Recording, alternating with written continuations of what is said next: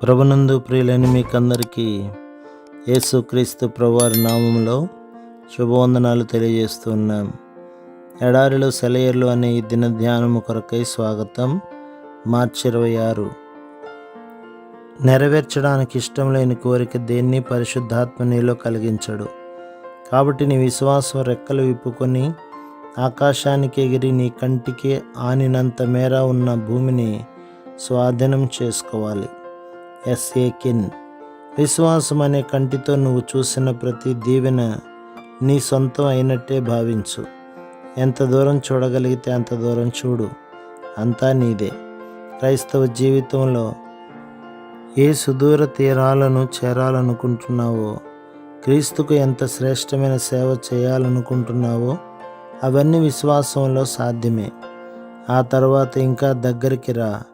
నీ బైబిల్ చూపిన దారిలో ఆత్మ నడిపింపుకు విధేయుడవై దేవుని సన్నిధిలో నీ ఆపాదమస్తకము బాప్తిస్మం పొందు. ఆయన తన మహిమ సంపూర్ణతను చూడగలిగేలా నీ ఆత్మనేత్రాలను తెరిచినప్పుడు నువ్వు చూసేదంతా నీ వారసత్వం అన్న నిశ్చయతను కలిగి ఉంది. తన వాక్యంలో ఆయన చేసిన వాగ్దానాలు, ఆయన ప్రేరేపణ వల్ల నీలో నిదురలేచే ఆకాంక్షలు, యేసుని వెంబడించే వాడికి దొరికే అవకాశాలు అన్నీ నీ సొంతమే. వాటిని స్వాధీనం చేసుకో. నీ కనుచూపు మేరలోని భూమి అంతా నీకు ఇయ్యబడింది.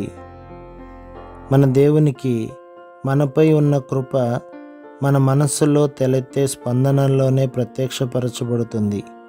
ఉదాహరణకు చూడండి, చలికాలం ముంచుకు వచ్చినప్పుడు ఎక్కడో ఉన్న పక్షి వెచ్చదనం సూర్యరశ్మి కోసం ఖండాలు సముద్రాలు దాటి దక్షిణ ప్రాంతాలకు వలసపోవాలన్న జ్ఞానాన్ని దేవుడు వాటి అల్పమైన మస్తిష్కంలో ఉంచుతాడు.